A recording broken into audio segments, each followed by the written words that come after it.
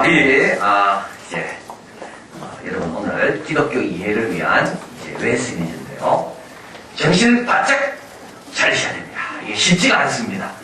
그래서 왜 이렇게 이거 교재부터가 딱딱하냐 어떤 분이 저보고 그러더라고요. 그래서 오늘 오전에 공부를 했는데 영 진도가 잘 안 나갔습니다. 다들 어려워하셔가지고 저는 이해가 되고 은혜가 되는데 둘 중에 하나가 문제가 있는지 제가 문제가 있든지 여러분한테 저녁부터 4번에 걸쳐서 우리가 기본적으로 알아야 될 교리입니다. 그냥 쉬운 건 아닙니다. 교리라는 건 이 말 자체가 어려운 거죠. 교리. 그래서 기독교의 기본적인 원리가 뭔지를 우리가 이제 오늘 배우게 되는데, 오늘 첫째 인간. 이걸 인간이라고 생각할 수 있고요. 좀 더 어려운 말로 인간론. 기독교 인간론. 어려운 겁니다. 그리고 우리가 이제 죄론. 죄가 아니라 죄에 대한 이론입니다. 죄론. 구원론. 삶, 윤리, 기도, 이단, 종말론. 다 이거 어려운 겁니다. 자, 일단 오늘 한번 해봅시다. 우리 저하고 여러분 힘을 내셔서.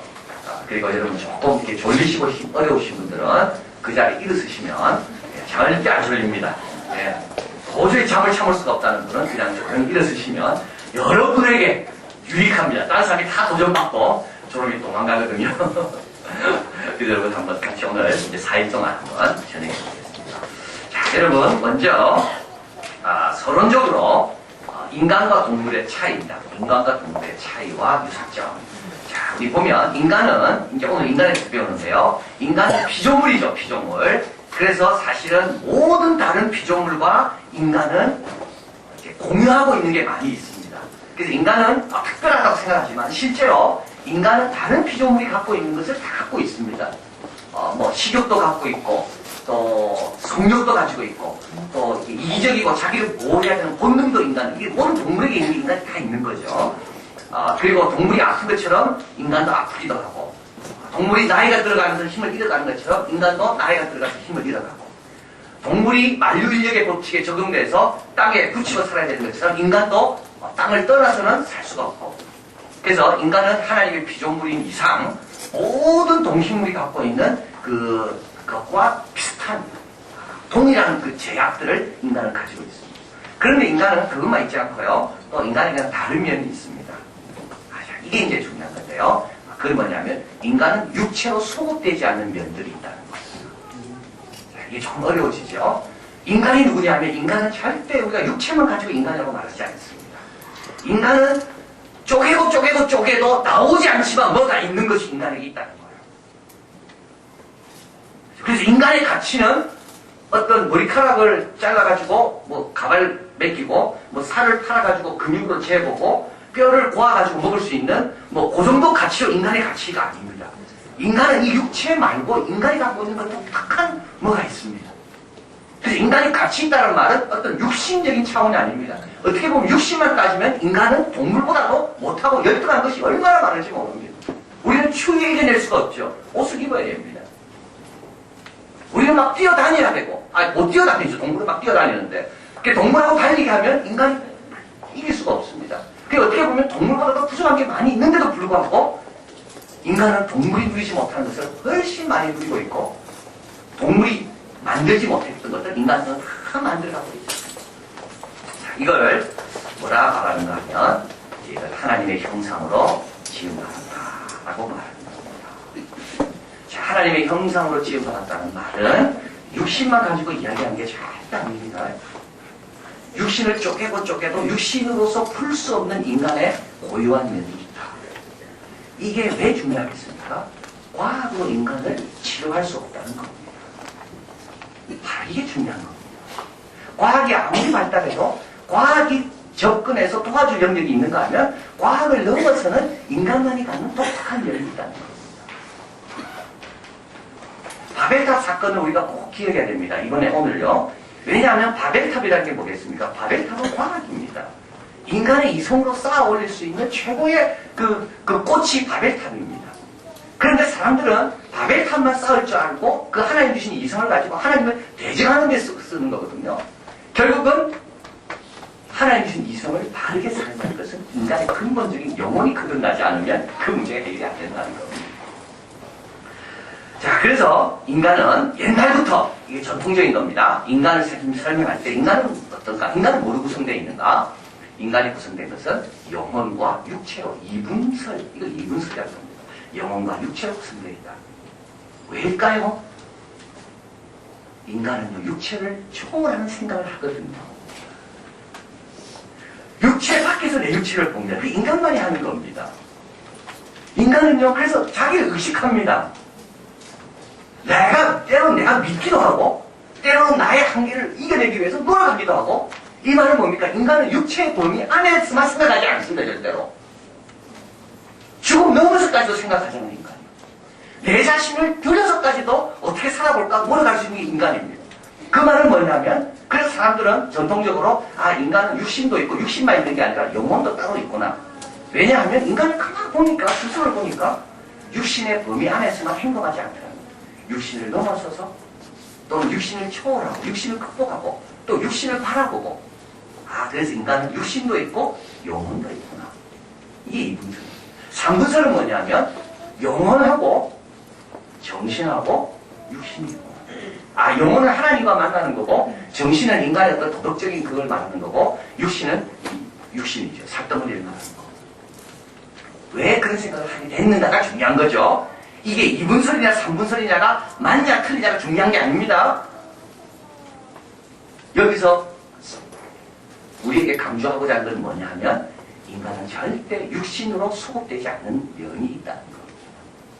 그것이 육신 속에 막 섞여 있든지 따로 있든지 그건 잘 모릅니다. 그러나 인간은 육신만 가지고 인간이라고 말하지 않는다는 것. 그게 뭐냐? 그게 제가 하나님의 형상이라고 말합니다. 제가 쪽으로 갑니다. 오늘 공부하는 첫째. 인간은 누구냐?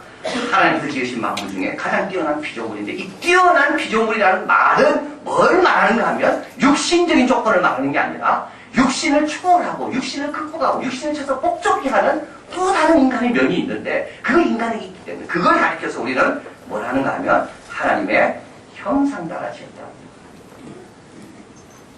여러분 하나님의 형상을 영어로 말하면 according to his image라고 image. 하나님의 이미지가 인간에게 있다는 것. 그래서 하나님의 형상 따라 지음받았다는 말은 하나님께서 인간을 흙으로 빚은 다음에 거기에 흙채로 놔두지 않고요. 거기에 뭘 풀어넣었다고요? 하나님의 이미지를 풀어넣은 겁니다. 그래서 하나님의 형상 따라 지음받은 인간에게는 인간을 가만히 보면 뭐가 나타나? 하나님의 모습을 조금 어렴풋하게 알 수 있는 겁니다. 그래서 어떤 신학자는 인간을 가리켜서 하나님의 거울이라고 말해요. 인간을 보면 하나님이 어떤 분인지 대강 알 수 있는 겁니다. 또 어떤 신학자는 말하기를 하나님의 탁월한 은사를 옷 입힘을 받은 사람이 인간이다. 하나님의 탁월한 은사들이 너무 많이 있는데 그것을 인간 위에 옷을 덧입혀 주십니다. 그래서 인간이 존귀한 겁니다. 자, 근데 여기서 너무 중요한 몇 가지를 우리가 알게 됩니다. 하나님의 형상 따라 인간이 지음받았죠. 자, 이미지하고 통하는 게 또 뭐가 있죠? 우상 아닙니까? 우상. 그래서 인간은 우상을 섬기면 안 된다는 겁니다. 왜냐하면 나는 어떤 그런 작은 우상의 어떤 그런 종속된 사람이 아니라 나는 하나님의 형상 따라 지음받은 사람이기 때문에.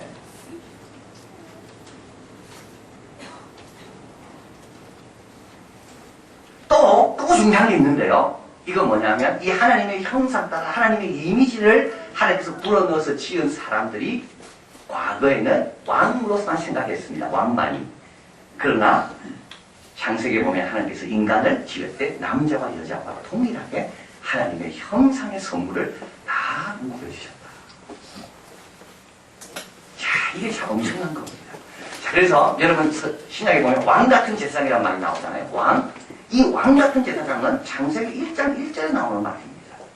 왕은 예수님으로 인해서 다시 이렇게 발견된 게 아니라 하나님께서 하나님의 형상 따라 지은 인간을 지을 때 그 당시에 모든 사람은 신의 형상 따라 지음받은 한 종류의 사람이 있는데 그 사람은 누구냐면 왕이라고 생각했습니다. 왕 이외에는 모두가 다 하나님의 형상과 거리가 멉니다. 그런데 하나님은 인간을 지을 때 처음부터 모든 인간에게 어때요? 왕 같은 하나님의 형상을 다 선물로 덧입혀 주셨답니다. 두 가지 이유가 있습니다. 왜 그럴까? 첫째는 하나님과 관계를 맺도록. 하나님의 파트너가 될 수 있도록. 그래서 어떤 사람 말합니다. 인간은 누구냐? 여호와의 파트너다. 하나님은 당신의 파트너가 되게 하기 위해서 인간을 하나님의 형상 따라 지은 겁니다. 하나님은 하나님보다 훨씬 열등한 버러지 같은 그런 벌레와 같은 거와 파트너 하기를 원치 않으십니다.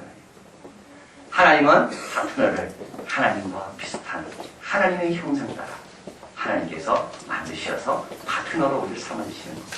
자, 그래서 이게 중요하죠. 하나님과 관계 맺도록. 하나님과 관계 맺으려면 나중에 나와 있지만 어떻게 해야 됩니까? 언어도 써야 되고, 이성도 있어야 되고, 지혜도 있어야 되고, 판단력도 있어야 되고. 그래서 하나님께서 인간에 뭘 줬어요? 하나님의 형상으로 도덕성을 준 겁니다. 또 두 번째가 있는데, 하나님께 위임받은 일을 할 수 있도록. 위임이라는 것은 이것은 왕권을 말하는 겁니다. 하나님께서 맡기신 이 통치라는 것은 왕만하는 겁니다. 그런데 하나님은 모든 인간에게 하나님이 만든 피조물을 통치할 수 있도록 뭘 주셨다고요? 이성을 주시고 도덕적인 판단력을 주시고 하나님의 형상을 옷 입게 하셨다. 자, 그래서 이 두 가지입니다. 하나님과 하나님의 파트너가 되도록, 또 한 가지는 하나님이 맡긴 일을 감당할 수 있도록. 그래서 우리는 어떤 의미에서 모두 다 뭐라고요? 왕 같은 제사장이라는 거. 자, 그러면 이게 이제 보십시다. 이런 것이 있기 때문에 어떻게 해요? 우리는 우리 자신을 초월하기도 하고, 우리 자신을 관조하기도 하고, 또 내 자신을 넘어서기 위해서 내 육신의 몸을 쳐서 복종해서 우리가 원하는 목적으로 육신을 끌고 가기도 하고. 이게 이제 인간만이 갖는 고유한 특징이다. 그러면 하나님의 형상의 특징, 하나님께서 우리에게 주신 선물입니다. 이 형상, 하나님의 형상이라는 말은 하나님께서 우리 인간에게 부어주신 선물, 은사죠. 하나님의 탁월한 것인데 우리에게 허락해 주신 겁니다. 우리를 파트너 삼으시려고, 우리와 교제하려고.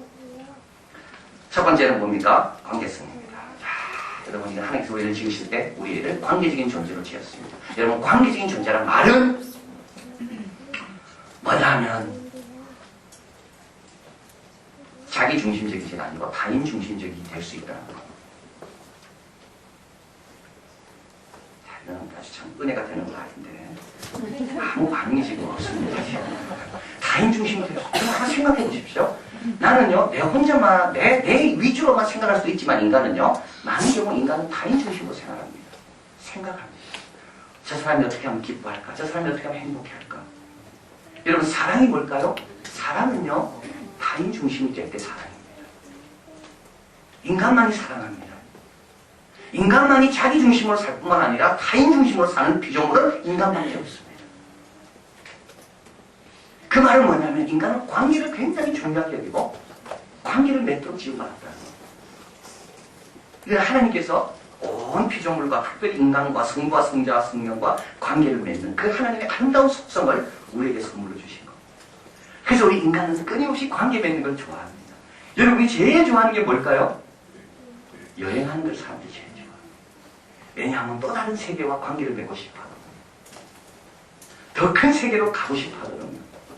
그래서 인간에게 행복은 5분 이상 가지 않는다는 말은 뭡니까? 인간은 금방 실증을 느끼고요. 또 다른 관계, 또 다른 세계를 향해서 끊임없이 도전하고 싶어하는 게 인간입니다. 자, 그래서 종교가 없던 시대는 없습니다. 종교는 죽지 않습니다. 많은 사람들이요, 과학이 발달하면 종교가 죽는다고 생각했습니다. 또 경제적으로 부여하면 종교가 죽는다고 생각했어요. 그러나 그렇지 않아요. 종교는 다이하드입니다. 다이하드 4까지 나왔죠. 죽지 않고 또 다이하드 5 나올 겁니다. 종교 절대 죽지 않습니다. 왜냐하면 인간의 마음은요, 궁극적인 실제와 계속 관계를 맺고 싶어하는 게 인간에게 근본적인 마음의 욕망이 있기 때문입니다. 그래서 인간은 때로는 운동장 가죠. 운동장 가가지고 뭐 합니까? 애국가가 올라가고 국기가 올라갈 때 막 눈물이 나가 그러고 막 갑자기 막 욱하게지고 이건 다 종교적인 감정입니다. 이걸 유사 종교라고 합니다. 그래서 어떤 의미에서 종교 없는 사람은 아무도 없어요. 우상 없는 사람은 아무도 없습니다. 왜냐하면 그거와 관계 맺지 않고는 내 공허함을 채울 길이 없기 때문에 그렇습니다.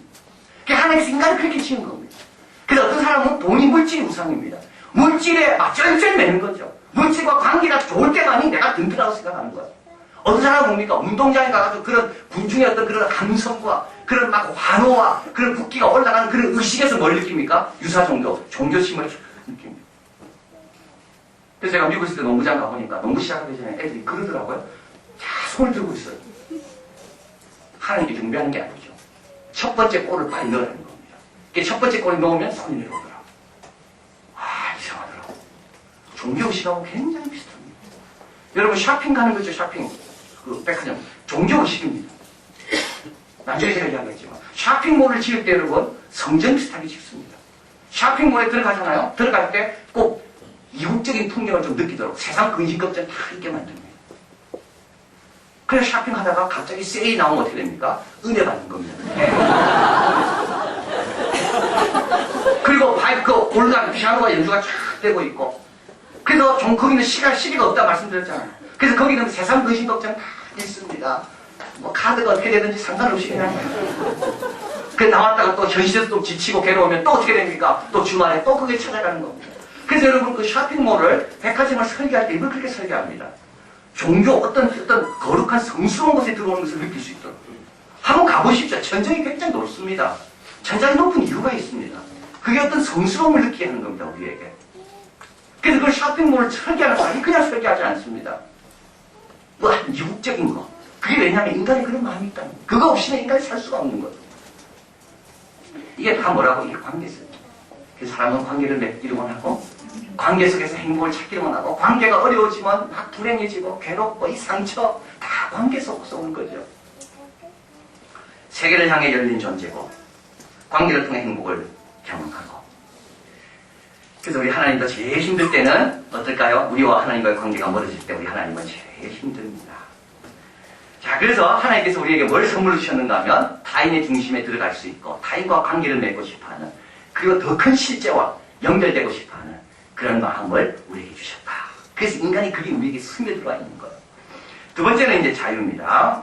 자유도 참 이게 너무 중요한 겁니다. 여러분, 자유를 준다는 말은 뭡니까?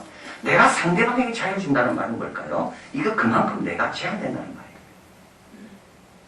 여러분, 상대방이 자유가 많으면 많을수록 내가 그 자유에 맞춰줘야 되기 때문에 내 자유는 줄어드는 겁니다. 자유는 그냥 주는 게 절대 아닙니다. 그래서 자유를 얻기 위해서 얼마나 많은 사람이 목숨을 걸고 싸웠습니까? 왜냐하면 자유를 주기 싫은 거예요, 통치자는.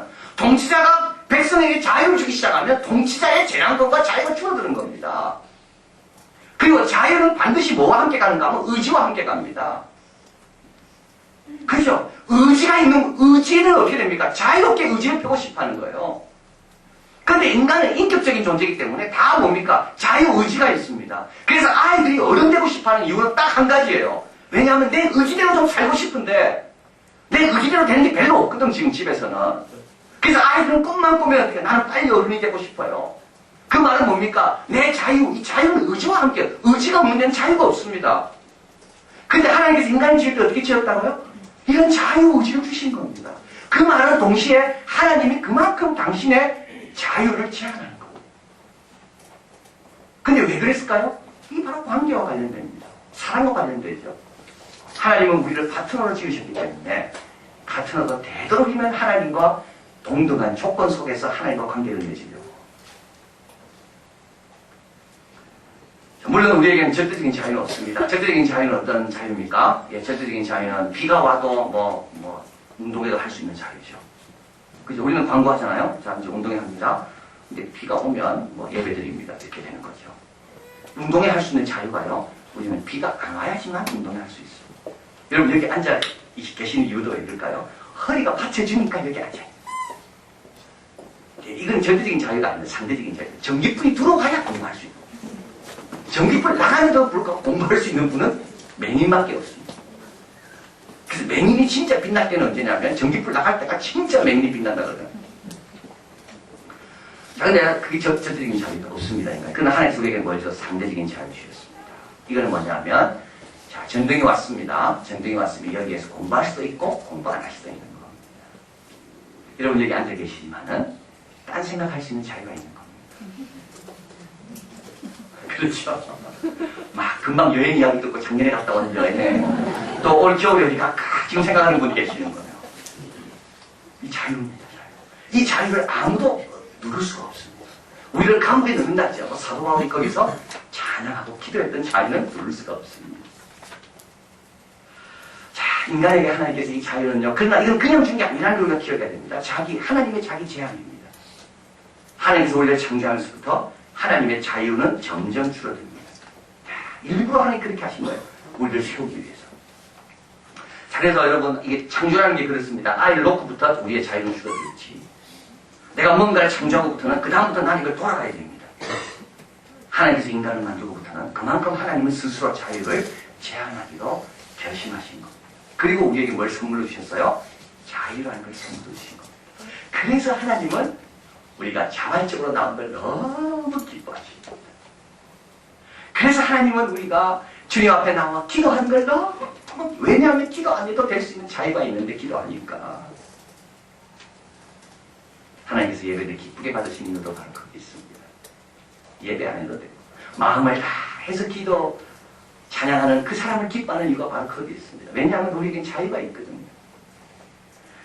자, 관계성에 대해서 한번 제가 맞들린 거 하나 좀 말씀하고는, 이 관계성이기 때문에, 자, 인간은 관계적인 존재도 하나님 안 만나고는 안 됩니다. 그래서 이 사람은 대용품을 자꾸 찾는 거죠. 대리 물건을 자꾸 찾습니다. 대용품을. 그 대용품 중에 가장 인간에게 하나님 비슷하게 경험하는 것이 있는데, 그게 뭐냐면 돈입니다. 예수님께서 돈과 재물과 하나님을 겸하여 섬길 수 없다 그랬는데, 이 말을 했을 때 사실은 하나님과 재물을 예수님은 동등한 위치에 둔 겁니다. 이때 하나님은 굉장히 기분 나쁜 거예요. 아니, 재물이 뭔데 나와 동등한 위치에 뒀나. 근데 실제로 돈과 하나님은 너무 비슷한 속성을 가지고 있다는 거죠. 그래서 사람은 하나님 대신 뭘 이용해요? 하나님을 이용해서 뭘 찾으려고 그래? 돈을 집어들려고 그러는 거예요. 왜냐하면 돈이 갖는 속성, 인간은 자꾸 대용품을 찾거든요. 그리고 어떤 경우에는 이 절대자를 궁극적인 존재와 만나고자 하는 인간의 궁극적인 이 공허한 마음은 사실은 지름길로 가서 빨리 채우려고 하는 인간의 요령들로 숨어 있습니다. 그 돈을 왜 찾을까, 사람이요? 돈은 두 가지 속성이 하나님과 너무 비슷합니다. 첫째는 돈은 우리와 언제나 동행할 수가 있습니다. 여러분, 어디 가는데 뭐부터 챙깁니까? 성경책 챙기는 분 아무도 없습니다. 성경책 들고 간다고 버스 그냥 태우지 않습니다. 어디 갈 때 항상 먼저 뭘 챙기시나요? 돈을 챙깁니다. 돈이 있으면 든든합니다. 돈 있는 분은 자세도 다릅니다. 그죠? 어디 무엇으로 들어가도 다릅니다. 돈이 있으면 뭔가 달라집니다. 뭔가 힘을 내가 갖고 있는 것을 느낍니다. 또 한 가지 돈의 특징이 있다면, 하나님 비슷한 특징이 있다면, 그건 뭐냐면 시간과 장소에 따른 가치가 변하지 않습니다. 여러분, 하나님도 아브라함의 하나님, 이삭의 하나님, 야곱의 하나님, 오늘 우리 하나님의 능력, 전능하심 절대 바뀌지 않습니다. 그때 그 하나님 오늘 우리 얼마든지 경험할 수 있어요. 돈도 마찬가지. 부산의 돈, 서울의 돈, 미국의 돈 다 똑같습니다. 한국에서 큰 돈은 미국에서 큰 돈이고, 한국에서 힘을 발휘하면 미국에서 힘 발휘해야 합니다. 그런 거 별로 없습니다.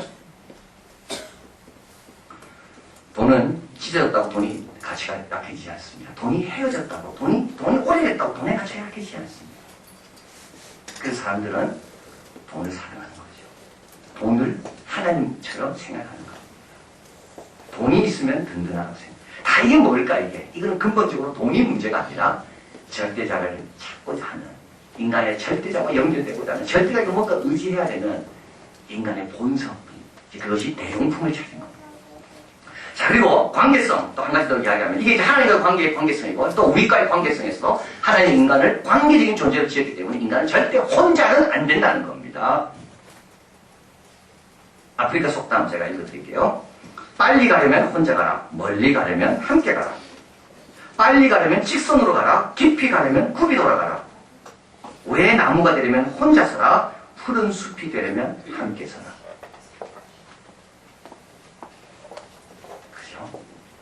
자, 여러분, 그래서 하나님은 아담도 그 좋은 에덴 동산이지만 아담 혼자 되지 않습니다. 그죠? 에덴 동산이 그래 좋아도 아담 혼자 가지고는 아담이 온전해지지 않는 겁니다. 다윗이 그렇게 믿음이 좋아도 요나단의 도움 없으더라면 다윗은 무너지는 겁니다. 자, 그래서 이 공동체가 되게 중요한 겁니다. 공동체가 때로는 부담스럽습니다, 여러분. 거시한 것도 많이 있어요. 그러나 공동체 속에서 우리가 얼마나 많이 연단받고, 우리는 관계적 존재이기 때문에 이 관계 속에서 우리가 얼마나 많이 성숙됐는지. 자, 그래서 첫째, 하나님께서 육체만 주시지 않고 우리에게 하나님의 탁월한 은사로 덧입혀 주셨는데, 그 첫 번째가 뭐라고요? 네, 그거는 관계성이고, 또 한 가지는 뭡니까? 자유입니다. 그리고 한 가지 더 있다면 그건 바로 도덕성입니다. 도덕성. 여러분, 도덕성은 뭡니까? 도덕성의 특징이라는 것은 판단입니다. 그냥 판단입니다. 아, 옳고 그름의 판단은 어디서 기준됩니까? 그건 도덕적인 겁니다. 그래서 하나님께서 인간을 지을 때 우리에게 뭘 주셨는가 하면 판단할 수 있도록 뭔가를 이렇게 잴 수 있도록 재는 거죠. 이거는 다 뭡니까? 도덕적인 겁니다. 이건 틀린 거야. 저건 옳은 거야. 이건 어디서 왔겠습니까? 자, 이거는요, 이건 타고난 겁니다. 아이들도 보면 대부분 아이들이 느낍니다. 억울하다는 말 아이들 너무 잘합니다. 이건 뭡니까? 이건 하나님의 속성을 인간이 타고난 겁니다. 도덕성이 있기 때문에 인간은 판단하게 되고, 판단하기 때문에 어떻게 됩니까? 뭔가 기준을 찾게 되고. 자, 그래서 하나님께서 우리에게 하나님과 관계를 맺고, 그 다음에 하나님이 주신 왕의 통치의 어떤 사명을 인간에게 주셨기 때문에 인간은 어떻게 됩니까? 판단해야 되거든요. 옳고 그름에 대해서. 그래서 하나님께서 인간에게 도덕성이라는 이런 양심이라는 것을 우리에게 주셨습니다. 양심을 정의하면 그 밑에 써있죠. 양심은 선은 추구하고 악은 피하려는 본능. 이게 양심입니다. 이게 원래 본성입니다. 본능 주어진 겁니다. 그런데 양심이요. Y가 양심이라면 Y 이꼴 A 플러스 XB 하나 적어 놓으십시오. Y는 양심은 A 플러스 XB입니다. A는 이건 항수죠. 항상 있는 겁니다. 그래서 양심의 크기가 항상 주어진 게 있습니다. A가. 그건 딴 데 변수가 아니죠. 이거는 항수라 그러죠. 이거는. 맞습니까? 수학 안 해서 그러세요. 하여튼 변하지 않는 숫자예요. A는. 항상 있습니다. 그런데 XB가 있습니다. X가 뭐가 되냐에 따라서 Y가 달라지는 거죠. X가 마이너스가 되면 Y 값은 내려갑니다. 사회 경험을 통해서요, 너무 상처받고, 너무 속았고, 너무 억울한 말 당한 사람은 어떻게 양심이 어떻게 돼요? 화인 맞습니다. X가 마이너스가 되는 거예요. 그런데 다시 사랑을 깨닫고, 하나님을 깨닫고, 막 성령을 거듭나고 하면 이 X가 뭐로 바뀌어? 플러스로 바뀌면서 큰 수로 막 올라가는 겁니다. 그러면 양심이 어떻게 되나요? 양심이 개발되는 거예요. 그래서 Y라는 것은 정해진 게 아니라 오르락내리락 하는 거죠. 오르락내리락. 근데 하나님께서 처음에 Y 이꼴 A 플러스 XB인데 Y 이꼴 A, 이 A라는 것을 다 주셨다는 거예요. 그래서 사람은 누구나 다 부모를 공경하는 것을 당연하게 생각합니다. 누구나 다 어린아이들이 함부로 취급받는 것, 약자가, 무지한 자가 고난받고 핍박받는 것에 대해서는 누구나 다 정의감이 일어납니다. 이거는요, 다 뭡니까? 이거는 다 하나님께서 우리에게 선물로 주신. 왜냐하면 하나님과 파트너로 살아가고 또 하나님의 통치를 이 세상에 펴기 위해서 인간이 가져야 될 성질이다. 그 다음에 또 한 가지 더 있습니다. 이성입니다. 지혜죠. 이건 기능적인 역할입니다. 뭔가를 해야 됩니다. 통치하려면 뭐 이름도 지어야 되고 나무도 분간할 수 있어야 되고 이런 것이 이성이고 지혜입니다. 생각하고 판단하고 도구를 만들기도 하고 그래서 하나님께서 위임하신 일들을 잘 감당하기 위해서 우리에게 하나님께서 또 선물로 주신 것이 바로 이성입니다. 자, 그래서 여러분 죄를 짓습니다. 아담과 이브가. 죄를 지을 때 죄는 어디로 들어오나요? 육신으로 들어오나요? 아닙니다. 죄는 정신으로 들어옵니다. 그죠? 죄는요, 뱀이 유혹 이렇게 합니다. 먹음직하고 보암직하고 지혜롭게 할 만큼 탐스럽게 한지라. 죄는 육신이 죄짓는 게 아닙니다. 인간의 죄는요, 거의 다 육신의 죄보다는 정신적인 죄가 훨씬 더 많고, 훨씬 더 무섭고, 훨씬 더 근본적입니다. 자, 그래서 이 말은 뭘 말하는가 하면 하나님의 형상 따라 지음받은 인간은 육신만 있지 않고 거기에 하나님께서 아름다운 옷으로 덧입혀 주셨고 이 아름다운 옷으로 덧입혔기 때문에 인간은 육신으로 소급되지 않는 육신으로 축소되지 않는 인간만이 갖는 고유한 면입니다. 그것을 우리가 알게 됩니다. 자, 그런데 여기서 한번 잘 보십시오. 관계, 자유, 도덕성, 이성. 자, 이런 것들은 매우 그러나 이는 위험합니다. 위험하죠. 양면성이 있습니다. 왜 위험하겠습니까? 관계성을 너무 추구하다 보니까 어떻게 되나요, 우리가요? 파당으로 흐르잖아요. 그렇잖아요. 지금도 뭐 우리가 정치에 지금 대통령 선거를 앞두고 지금 하고 있는데요. 이 말 조심해야 됩니다. 아, 저 사람이 이명박 씨 편인 줄 알고 내가 이명박 좋다고 막 이야기했는데 알고 보니까 전작품이었어. 와, 그 다음부터는 뭡니까? 설교도 은혜도 안 될 거예요, 아마. 아, 저번에 난 정동영 씨 편인 줄 알았는데, 정동영을 막 이야기했어. 그래도 아니야. 그 다음부터 인사도 안 해. 겁납니다. 오늘도 제가 운동하다가 그분은 사업하는 분이었기 때문에 제가 물었어요. 아, 요새 선거와 운동이 좀, 선거와 사업이 좀 어떠냐고. 나 그만했어. 나는 뭐 누구 편이냐 그 물은 적이 없어요. 그랬더만 그분이 이명박 씨가 돼야지요. 그만하더만 좀 미안한지 내가 혹시 누군지 모르니까 정종영 씨도 진짜 좋은 사람입니다. 그러면서 내가 물어보지도 않았어요. 근데 여러분이 겁납니다 이게 관계성이 타락하면 그렇게 됩니다. 사람이 객관적으로 판단해야 되는데 이게 관계에 이게 뭔가 얽히기 시작하면 객관성을 잃어버리고 합리성을 잃어버립니다. 그래서 이 관계성 때문에 오히려 어떻게 됩니까? 편이 만들어지게 되고요. 전쟁이 일어나게 됩니다. 이게요. 개인적으로는 아주 좋지만 집단과 집단이 만나면 그 다음부터는 굉장히 무서운 사람으로 변합니다. 그래서 미국의 유명한 윤리학자가 이렇게 했습니다. 개인은 선한데 왜 사회는 악하냐 이 말이에요. 선한 개인들이 만나면 다 좋아야 되는데 선한 개인들이 집단을 이루기 시작하면 그 집단은 타락하더라는 거예요. 정말 그렇습니다. 1대1로 만나면 그렇게 좋을 수가 없습니다. 그런데 갑자기 집단에 들어가기 시작하면 적이 돼버리는 거예요. 이 관계성이 그렇게 무서운 겁니다. 그러니까 하나님은 원래 그렇게 지은 게 아닌데 엑소센트릭, 남의 중심까지 들어갈 수 있는 그 같은 엄청난 열린 존재를 우리를 만들었는데 우리는 어떻게 됩니까? 우리는 오히려 이것을 변질시키고 오염시킵니다. 자유도 마찬가지입니다. 하나님께서 우리를 얼마나 하나님을 섬길 수 있도록 우리 예배가 귀하도록 자유가 있기 때문에 예배가 귀한 겁니다. 그죠? 자유가 있기 때문에 하나님께 뭔가를 하는 게 그게 귀한 겁니다. 안 해도 돼. 안 할 수도 있는데 하니까 그렇게 만들었는데 우리의 예배와 충성과 헌신이 그렇게 복되도록 그렇게 가치 있도록 만들기 위해서 자유를 주셨는데 우리는 그 자유를 가지고 하나님을 대항하는데 반항하는 데 쓰는 겁니다. 도덕성도 마찬가지. 남 판단하는데 얼마나 많이 했습니까? 이성도 마찬가지입니다. 자, 그래서 여기에서 중요한 걸 이 네 가지만 가지고 안 되고 여기에 반드시 하나 더 들어가야 되는데 그게 뭐냐면 의존성입니다. 의존성. 우리가 하나님 앞에 얼마나 의존적인 존재인지. 그래서 하나님은 하나님의 형상 따라 짓기 전에 먼저 인간을 어떻게 지었다고요? 흙으로 지었다고 분명히 말씀하십니다. 흙으로 지었기 때문에 하나님의 생명, 하나님의 호흡이 불어넣으면서 인간이 만들었기 때문에 인간은 누구에 의존되어 있다고요? 하나님께 의존되어 있다. 이걸 잊어버리는 순간부터 우리는 어떻게 됩니까? 관계성도 그렇고 자유도 그렇고 도덕성도 이성도 다 타락하게 됩니다. 자, 그러면 우리 한 가지만 더 하고 이제 조금 쉬겠습니다. 자, 이제 하나님의 형상과 이렇게 인간이 죄를 짓습니다. 자, 에덴 동산에서 아담과 이브가 하나님의 전적인 의존적인 존재라는 것을 잊어버리고 흙으로 지음받은 걸 잊어버리고 뱀의 유혹에 넘어갑니다. 자, 네가 이걸 먹어라. 이걸 먹으면 네가 어떻게 돼요? 하나님처럼 된다는 걸 들은 겁니다. 내가 하나님 앞에 의존되어 있고 하나님은 나는 하나님을 섬겨야 될 존재로 지음받은 걸 잊어버리고 내가 하나님처럼 된다는 말에 유혹에 넘어가는 거죠. 그래서 죄를 짓게 됩니다. 인간은 사탄의 꾀에 빠져 죄를 짓습니다. 먹음직하고 고함지고 죄로 되는 만큼 탐스럽기도 한데 죄가 들어옴으로 사망이 들어오고 인간은 죄로 인해 오염되기 시작합니다. 창세기는 점차 죄에 빠지는 인간을 보여줍니다. 남편과 아내 간에 불화가 생기고 에덴 동산 추방되고 가인이 자기 동생을 죽이게 되고요. 가인의 자녀들이 보여준 야만적 행위.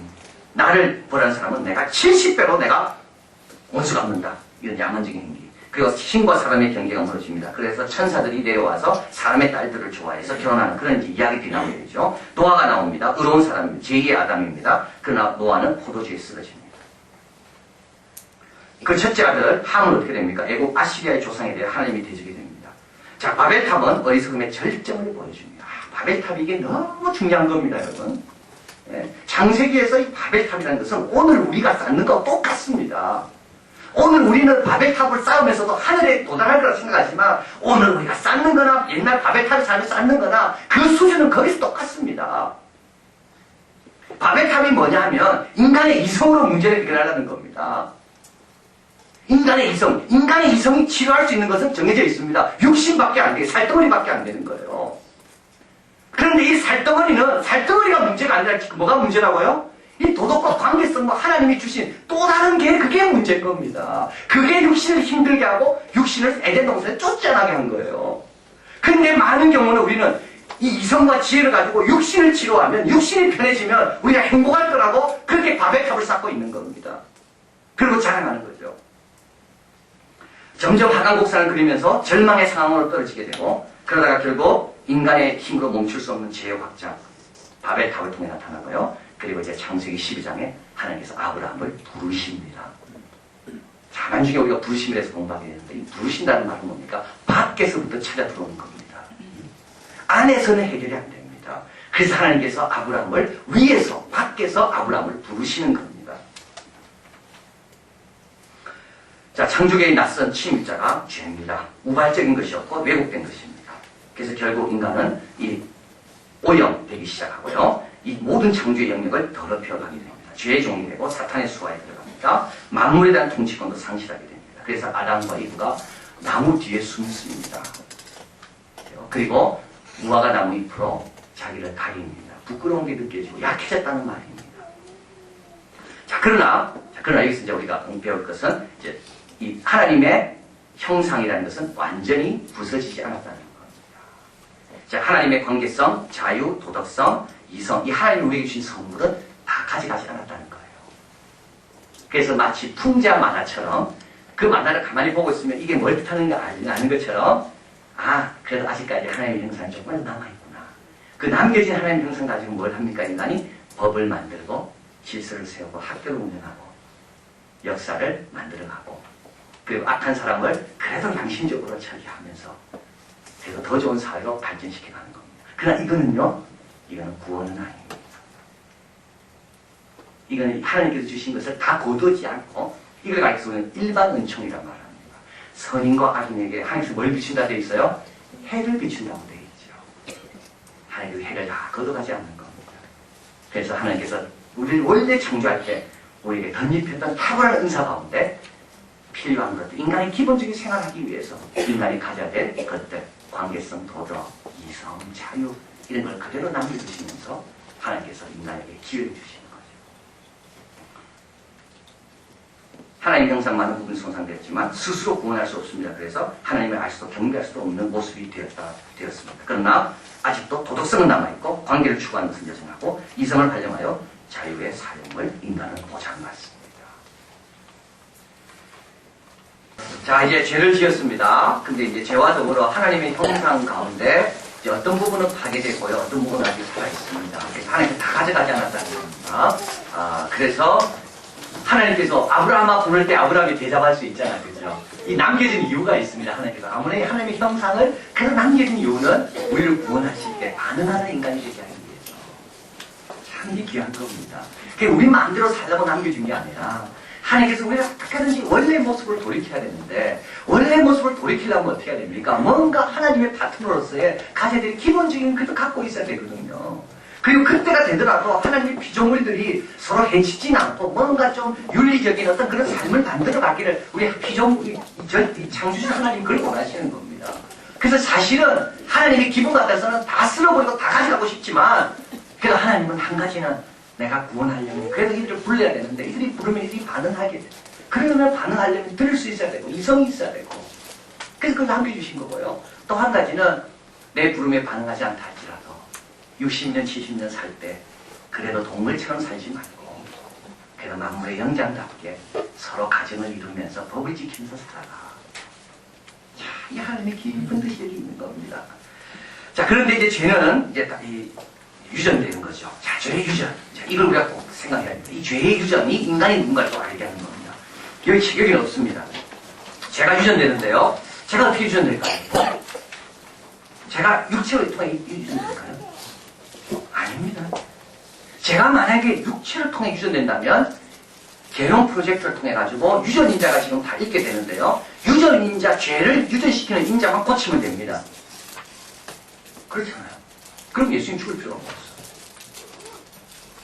그죠? 천재 몇 명 보내가지고 2000년 전에 유전인자 개발하게 만들어가지고, 안 그러면 유전인자 없애는 음식을 만들어가지고 그 음식을 먹고 소화시키면서 다 낫도록 그런 약을 개발하면 되지. 근데 인간의 죄는 아까 말한 육신적인 게 아닙니다. 인간의 죄는 그래서 성경에 육신과 또 다른 차원의 삶이 인간이 있다는 것을 말하기 위해서 영혼이라 말했고 정신이라 말한 겁니다. 죄가 어떻게 유전될까요? 육신으로 유전되는 게 아닙니다. 아니, 육신으로 유전된다 할지라도 육신의 핏덩이로 유전되는 게 아니라 육신과 더불어 함께 정신과 인격과 영혼도 함께 유전되는 겁니다. 자, 그래서 과학으로는 절대 죄를 못 고칩니다. 과학도 지금 병도 다 못 고치잖아요. 과학이 발달해서 병을 다 고친다 할지라도 죄는 못 고칩니다. 그리고 그 과학은 온전한 과학이 절대 아닙니다. 왜냐하면 죄가 해결되지 않는 과학은 바벨탑과 똑같은 거예요. 이 이성을 가지고 인간의 과학의 특징이 그겁니다. 과학은 하나님을 믿어내는 겁니다. 참 과학이 그래서 과학이 참 무섭습니다. 과학자들이 얼마나 교만하죠. 진짜 과학자들은 겸손합니다. 그러나 과학을 통해서 뭔가를 풀 수 있고 과학이 모든 게 응답이라고 생각하는 사람, 이 과학주의에 빠진 사람들은 과학이 하나의 이데올로기고 무상입니다. 근데 바벨탑에 불과한 거죠. 하나님 보시기에는 너무 하찮은 겁니다.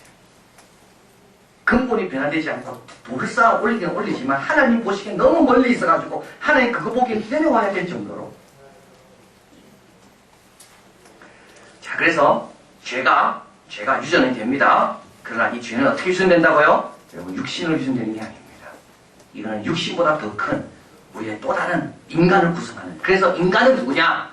여러분, 인간은 네 가지로 구성되어 있습니다. 인간은 누구냐? 인간은 첫째는 인간은 유전자입니다. 인간은 유전자예요. 4분의 1이에요. 유전자를 떠나서는 또 인간은 말할 수가 없어요. 그죠? 이 생긴 거 다 이거 유전인자와 영향이 있잖아요. 키 유전인자와 영향이 있잖아요. 이 병도 타고나면서 이 유전인자가 잘못되면 그 병이 있잖아요. 그래서 그걸 고치려고 지금 유전인자 연구를 지금 많이 하는 거 아닙니까? 그래서 유전인자와 인간을 또 구별할 수는 없습니다. 그래서 모든 피조물은 다 유전인자의 영향을 받듯이 인간도 영향을 받는 겁니다. 유전인자. 그래서 인간은 유전인자가 25% 정도 차지합니다. 인간을. 그러나 유전인자가 다가 아니죠. 거긴 또 뭐가 있을까요? 환경이 또 있습니다. 환경. 똑같은 유전인자가요. 환경 따라 다릅니다. 환경만 될까요? 또 아닙니다. 똑같은 유전인자, 똑같은 환경에 살아도요. 오늘 선택, 내일 선택, 매일매일 하는 선택이 있죠. 그 선택이 나를 또 형성해 갑니다. 우리가 다음 이제 목요일, 내일입니까? 목요일쯤 이 선택에 대해서 공부하기로 했는데요. 선택이 무서운 겁니다. 오늘의 내 모습은 어제 선택의 결과입니다. 내일 그 사람 모습 딱 알 수 있습니다. 오늘 뭘 선택하는가. 오늘 저녁에 뭐 먹는가 딱 보면 내일 피에 뭐가 좀 섞였는가 금방 알 수가 있습니다. 여러분 절대 못 속입니다. 그래서 똑같은 유전인자예요. 똑같은 환경이에요. 그런데 주어지는 환경은 상대적인 자유가 있다 그랬죠. 자유를 가지고 내가 선택을 뭐 해가느냐. 첫 번째 선택 어렵습니다. 두 번째는 쉬워집니다. 세 번째는 그 선택 벗어나기가 어려워집니다. 내 자신을 만들어가는 거죠. 그러나 또 선택이 내 자신을 다 만드는 거 아닙니다. 이게 하나님의 은혜입니다. 그동안 해왔던 선택, 그동안 걸어왔던 환경, 그동안 부모로부터 받았던 유전인자도 초월할 수 있는 또 하나님 주시는 고유한 영역. 그래서 인간은요, 럭비공처럼 어디로 튈지 모르는 이유가 바로 거기 있습니다. 유전인자와 환경과 경험과 선택을 봐서는 이렇게 튀어야 되는데 예상하지 못한 방향을 튀는 겁니다. 이게 뭘까? 이게 자유입니다. 만약에 인간이 자기 선택에 결정된다면, 유전인자에 결정된다면, 환경에 결정된다면 인간은 자유가 없는 것과 같은 겁니다. 근데 자유의 영역이 있다는 말은 뭡니까? 계속 예측이 불허한 겁니다. 이걸 크리에이티브 시너지라고 말합니다. 창조적인 시너지. 이런 것들이 상호작용하면서 자, 유전자와 경험과 선택과 환경과 또 내가 독창적인 또 이건 어느 누구도 침범할 수 있는 고유한 영역 하나님 보호하고 계시는 거죠. 이 네 가지 영역들이 막 상호작용, 인터랙션 하면서 뭘 만들어내요? 예상하지 못했던 창조적인 시너지를 만들어내는 겁니다. 여기에 기적이 나타나는 거죠. 여기에 병도 막 이기게 되는 겁니다. 여기에 과거의 나와 다른 모습으로 내가 결단하고 나가게 되는 겁니다. 자, 그래서 인간은 유전자와 환경과 제약 가운데서 자유롭게 할 수 있는 분야가 있고 이거는 바로 인간에게는 육신적인 면뿐만 아니라 정신적인, 영적인 면이 인간 속에 다 함께 섞여 있다. 그래서 죄는 어떻게 유전되는가? 육신으로 유전되지 않고요. 죄는 유전자 고친다고 절대 고쳐지는 게 아닙니다. 어떻게 보면 이 모든을 총괄하는, 그죠? 이 모든 것의 방향을 정하고, 이 모든 것이 기본이 되는, 어떻게 보면 정신적이고 영적인 것. 이게 해결되지 않으면, 근데 이거는 하나님의 은혜와 예수 그리스도의 십자가로만 되는 겁니다. 자, 그럼 넘어갑니다. 자, 그래서 자, 이제 5번으로 4번으로 넘어가죠. 자, 하나님께서 어떻게 된다고요? 부르시는 겁니다. 부른다는 말은 뭡니까? 밖에서 들어오는 겁니다. 밖에서 들어오는 겁니다. 안에는 닫혀 있습니다. 인간이 고칠 수 있는 것은 어떻게 보면 인간의 4분의 1 정도밖에 못 고칩니다. 인간의 수술의 실력은 그거밖에 안 됩니다. 나머지를 고칠 수 있는 방법은 없습니다. 그래서 하나님께서 아브라함을 부르시고 아브라함을 택하시는 거죠. 그래서 하나님께서 밖에서 안으로 들고 들어오시는 겁니다. 자, 이것을 우리는 가르쳐서 부르심이라고 이야기합니다. 하나님의 부르심. 부르심은요, 몇 가지 아주 중요한 것을 말합니다. 첫째는 뭡니까? 인간을 파트너로 생각하는 거죠. 인간을 파트너로 생각하지 않아요. 그래서 하나님은 뭡니까? 끌고 가지 않고 부르시는 겁니다. 사무엘아, 사무엘아. 이때 사무엘이 어렸습니다. 어린 사무엘이지만 하나님은 사무엘을 인격적으로 대하십니다. 사무엘아, 사무엘아. 모세야, 모세야. 하나님이 부르신다는 말은 뭡니까? 하나님의 형상 따라 지은 말은 인간의 파트너, 하나님의 파트너. 부족해도 하나님께서 그것을 존중해 주시는 겁니다. 그리고 하나님이 부르신다는 말은 뭐겠습니까? 예, 하나님께서 우리를 하나님의 반응하는 존재로, 그래서 그 하나님의 수준에 맞게끔 우리를 이끌고자 하는 하나님의 깊은 뜻이 있다는 겁니다. 여러분, 친구의 부르심에 응답하면 어떻게 수준되나요? 네? 친구 수준밖에 안 됩니다. 그죠? 우리 부모님의 부르심에 내가 신실하게 응답해. 나는 너무 여자야. 그럼 걔는 어느 수준 되나요? 부모님 수준. 친구가 만나자고 부르는 장소는 거의 어딜까요? 지 수준에 맞는 장소로 부릅니다. 그래서 친구가 만나자는 장소에 가면 그 수준에 맞는 그 장소에 머뭅니다. 우리 어머니가 부르는 장소로 가면 어디로 갈까요? 주로 고상한 박물관이나 이런 데겠죠. 그죠? 기도하는 곳. 이런 거겠죠. 찔리겠죠, 다들. 그죠? 여러분, 사람은요, 남을 부를 때 자기 수준 이상으로 못 부릅니다. 그래서 여러분, 내 부르심에 응답했다고 이런 만족하면 절대 안 됩니다. 걔는 그거보다 더 커야 됩니다. 걔는 그 부르심의 수준이 아니라, 걔는 어떻게 됩니까? 훨씬 더 높은 부르심의 수준으로 다가가야 되고, 살아야 되고, 그렇게 일해야 된다는 거예요. 그래서 하나님께서 우리를 부르시는 거예요. 어느 수준으로? 하나님 수준으로. 그래서 여러분, 세상은 불공평하죠. 불공평합니다. 유전자 다 다르고, 배경 다 다르고, 한국에서 태어난 아이 얼마나 지금 혜택 누리고, 인도에 태어난 아이, 그죠? 우리가 가져가는 초코파이 한국에서 먹지도 않는데, 그 초코파이를 들고 손에 들고 그렇게 기뻐하는 그 아이들, 불공평합니다. 그러나 하나님 공평하게 주신 게 있습니다. 부르심은 공평하게 하십니다. 기회는 공평하게 주십니다. 참 이게. 그래서 하나님은요, 다윗도 불러주시고, 모세도 불러주시고, 멀리 있던, 그죠, 요셉도 불러주시고, 다 하나님께 불러주시는 거. 왜냐? 하나님의 수준으로 우리를 끌어올리기를 원하셔서. 그리고 우리 스스로는 내가 어느 정도 수준까지 올라가야 되고, 어디까지 내가 가야 될지 모르기 때문에, 그리고 힘도 없기 때문에, 하나님께서 우리를 부르십니다. 자, 그래서 믿음은 어디서 난다 그랬습니까? 믿음은 들음. 이게 참 중요한 겁니다. 하나님께서 우리에게 믿음을 주기 위해서 뭘 하십니까? 우리를 불러주시는 겁니다. 하나님 부르시는 곳은 세 곳이 있습니다. 하나님은 우리를 존재가 call to be, 존재가 되라고 하나님의 자녀로 부르십니다. 자녀가 되라. 이에 대한 반응은 믿음입니다. 아, 하나님 나를 사랑하십니까? 하나님 내 부족한 거 다 하나님 아시면서 나를 새롭게 하시려고 하십니까? 믿음입니다. call to be. 또 하나님 우리를 어디로 부릅니까? call to be holy, 거룩으로 부르십니다. 또 하나님은 어떻게 부르십니까? call to belong, 어디에 속하라고 부르십니다. 하나님께서 우리에게 부르시는 장소가 두 군데가 있습니다. 속하라는 장소. 하나는 가정이고 하나는 교회입니다. 그런데 여러분, 가정과 교회의 특징이 있습니다.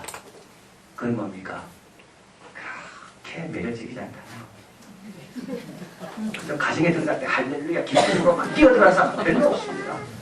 다 똑같은 일이 일어나잖아요. 가정에 가면 또 스트레스 받고, 또 아이들 생각만 해도 막.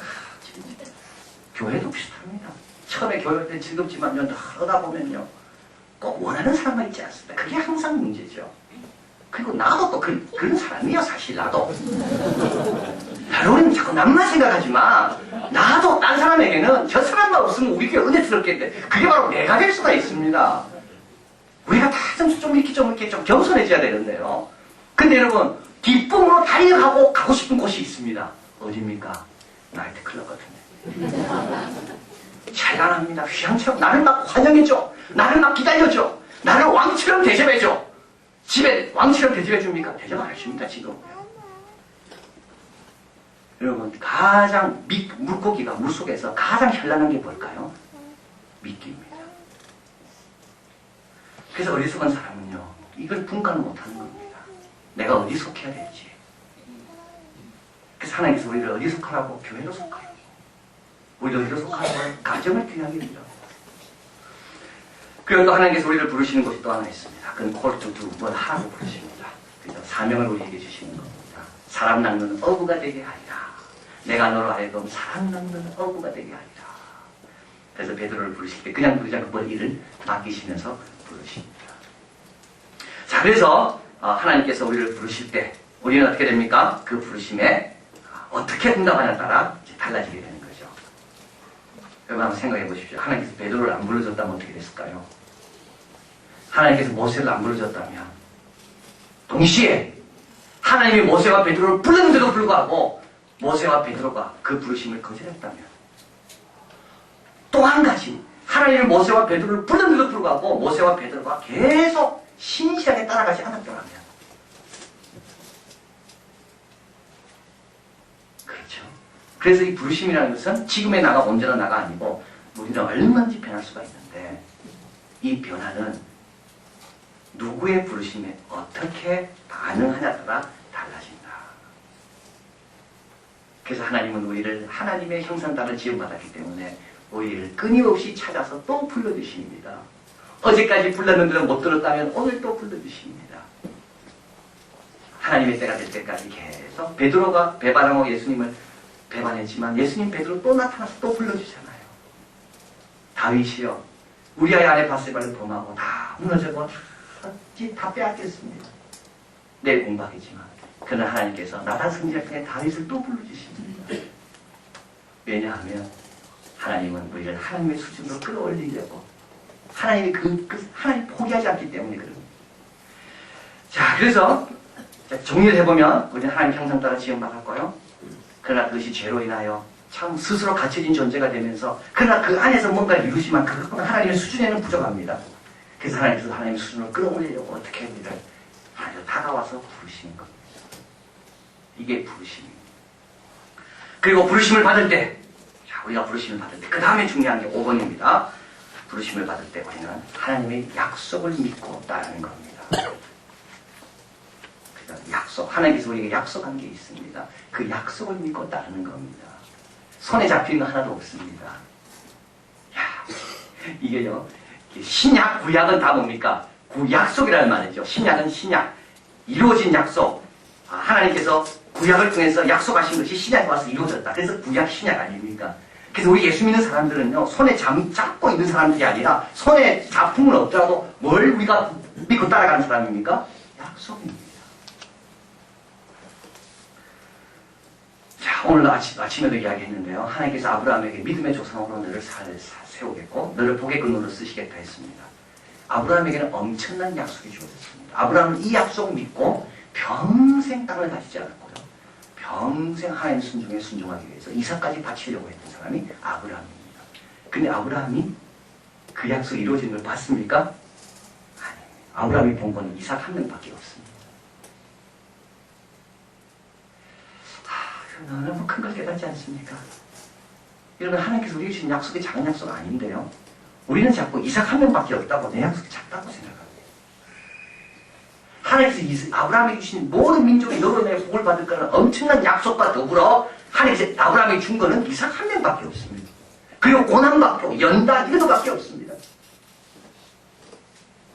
그때도 아브라함이 믿음의 조상이 된 거는 뭡니까? 뭘 믿었어요? 약속을 믿었다는 거예요. 자, 이 창세기 3장 15절에 약속이 있습니다. 원시복음의 약속이라는데 여인의 후손이 뱀의 후손의 머리를 밟는다. 그래서 이제 여인의 후손이 뱀의 후손을 이길 거라는 약속이에요. 여기 창세기 3장에서는 뱀의 유혹에 의해서 아브라함이 넘어졌죠. 아담이 넘어졌잖아요. 그러나 하나님께서 약속하기를 이제는 여인의 후손이 뱀의 후손의 뱀의 머리를 밟을 거다. 예수님을 가리키는데 결국은 또 다른 후손을 내가 예비한다. 이것은 사탄을 이기는 후손이다. 이 약속입니다. 그리고 노아와 맺은 일반 은총의 약속이 있고 이 일반 은총의 약속이라는 것은 짐승의 폭력으로부터 보호받는 자연의 축복을 약속하는 겁니다. 아브라함과 맺으신 언약이 있습니다. 복의 근원으로 택함을 받고 온 민족이 복을 받게 될 것이라는 것을 약속하는 겁니다. 신의 산에 언약이 있습니다. 백성에게 부과하신 명령입니다. 하나님 백성이 되고 제사장 나라가 되고 너희가 내 명령을 지키면 나는 네 하나님이 될 것이고 너는 내 백성이 될 것이다. 이 약속입니다. 그리고 신약의 언약이 있습니다. 구원과 영생과 상급을 누리게 되는 자들이다. 우리 손에 아무것도 없어도 우리에게 뭐가 있습니까? 약속이 있습니다. 자, 믿음 좋은 사람 누굽니까?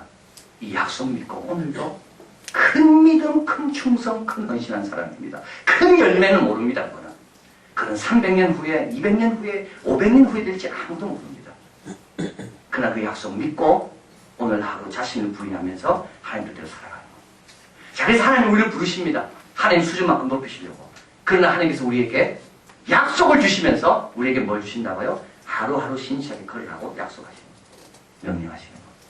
그래서 그 약속을 붙들고 오늘도 내 한 걸음 한 걸음을 의미 있는 한 걸음으로 뗄 때 우리는 그 약속의 열매를 언젠가는 이룰 수 있는 아브라함 같은 믿음의 조상이 됩니다. 자, 그래서 예레미야 1장 5절 같이 있습니다. 내가 너를 복중에 짓기 전에 알았고 내가 태에서 나오기 전에 너를 구별하였고 너를 열방의 선지자로 세웠노라 하시기로. 예, 하나님께서 예레미야에게 이야기합니다. 복중에 짓기 전부터 너를 알았다. 태에서 나오기 전부터 너를 내가 구별했다. 그리고 너를 열방의 선지자로 내가 세우기로 원한다. 야, 이 하나님의 약속입니다. 예레미야는 이거 믿고 결혼도 안 했습니다. 예레미야는 이거 믿고 예루살렘이 멸망할 것이라고 다른 사람이 다 핍박하고 자기를 어렵게 해도 예레미야는 굴하지 않고 이 약속 믿고 끝까지 외쳤습니다. 예레미야가 얻은 게 뭐가 있어요? 하나도 없습니다. 당대에는요. 당대에는 예레미야가 얻은 게 하나도 없습니다.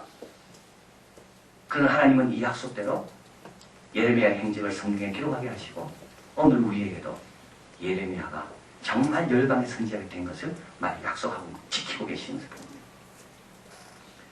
예레미야 29장 11절 같이 있습니다. 나 여호와가 말하노라 너희를 향한 나의 생각은 내가 하나니 재앙이 아니라 곧 평안이요 너희 장래에 소망을 주려 하는 생각이라. 약속이지요. 그 다음에 이사야 40장 21절 30 같이 있습니다.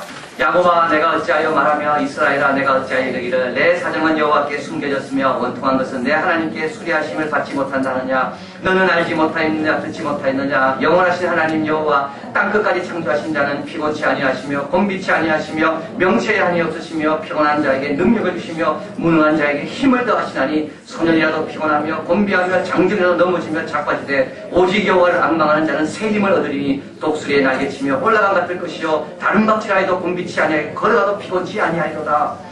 여기 보면 야곱아 내가 어찌하여 말하며 이스라엘아 내가 어찌하여 이르기를 내 사정 나같이 부족한 사람을 하나님께서 알겠는가. 내 사정은 하나님께 다 숨겨졌다라고 이렇게 이야기하는 겁니다. 그러나 너는 알지 못하느냐 듣지 못하느냐. 영원하신 하나님 여호와 땅끝까지 창조하신 자는 피곤치 않으며 곤비치 않으며 명칭함이 없으시며 그리고 피곤한 자에게 능력을 주시니 무능한 자 괜찮다는 겁니다. 왜? 무능한 자에게 힘은 하나님이 주시니까. 소년 괜찮다는 겁니다. 피곤하며 능력지 않도 자빠지되 오직 여호와를 앙망하는 자는 내가 새 힘을 준다. 이사야 성경 한번 보겠습니다. 이사야 43장.